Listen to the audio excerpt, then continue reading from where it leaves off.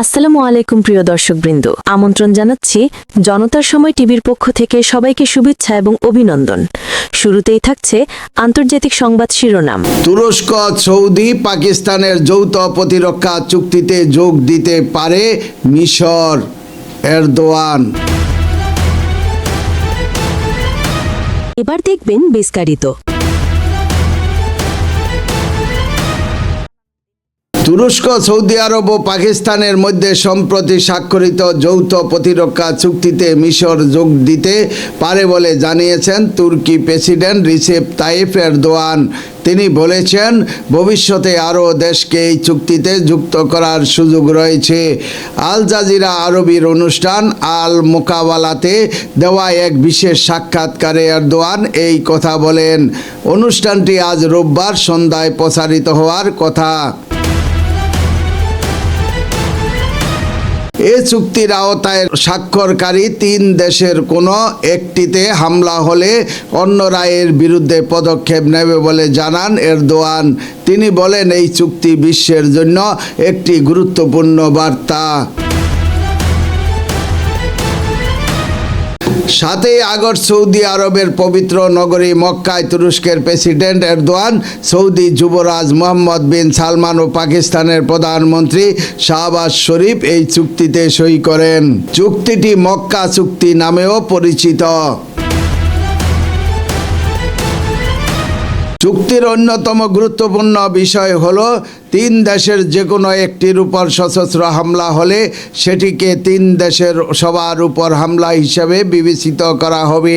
এই পারস্পরিক প্রতিরোধ ব্যবস্থাকে বিশ্লেষকরা ন্যাটোর 5 নম্বর অনুচ্ছেদের সঙ্গে তুলনা করছেন। ন্যাটোর ওই অনুচ্ছেদে কোনো একটি সদস্য দেশের উপর সশস্ত্র হামলাকে জোটের সব সদস্যের উপর হামলা হিসাবে বিবেচনা করার কথা বলা হয়েছে। তবে পাকিস্তানের কর্মকর্তারা সতর্ক করে বলছেন, এই চুক্তিকে ন্যাটোর সমতুল্য জোট হিসাবে দেখা ঠিক হবে না। এটি কোনো নির্দিষ্ট দেশের বিরুদ্ধে করা হয়েছে এমন ব্যাখ্যাও তারা নাকচ করেছেন। সাক্ষাৎকারে আঞ্চলিক বিভিন্ন বিষয় নিয়েও কথা বলেন এরদোয়ান। এর মধ্যে ছিল হরমুজ প্রণালীকে কেন্দ্র করে উত্তেজনা এবং সিরিয়া, গাজা ও লেবাননের যুদ্ধ পরিস্থিতি। হরমুজ প্রণালী আবার খুলে দেওয়ার বিষয়টিকে তুরস্ক অগ্রাধিকার দিচ্ছে বলে জানান এরদোয়ান। তার মতে, প্রণালীটি বন্ধ থাকা কারোর জন্য ভালো নয়।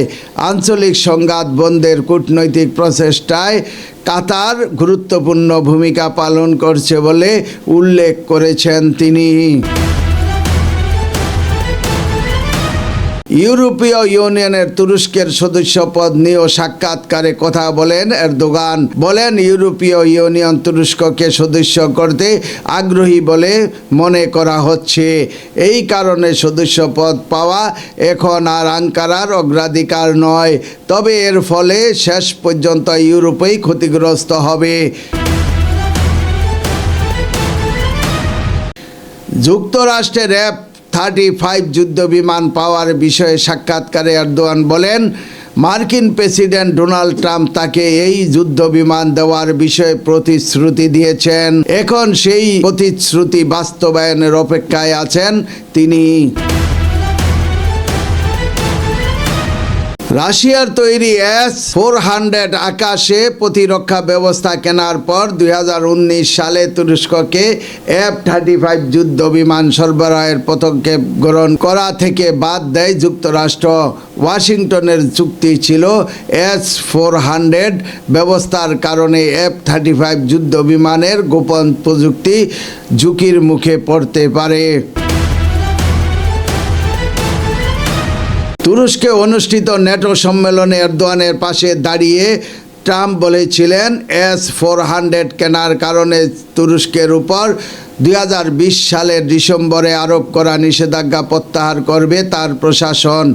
একই সঙ্গে তুরস্ককে আবার F-35 কর্মসূচিতে নেওয়ার বিষয়টি অবশ্যই বিবেচনা করা হবে বলে মন্তব্য করেন ট্রাম্প। প্রিয় দর্শকবৃন্দ, আজকের সংবাদ এই পর্যন্তই। শেষ করছি এখানেই। শেষ করছি আমি সায়েলা চৌধুরী মিতু, জনতার সময় টিভি। আল্লাহ হাফেজ।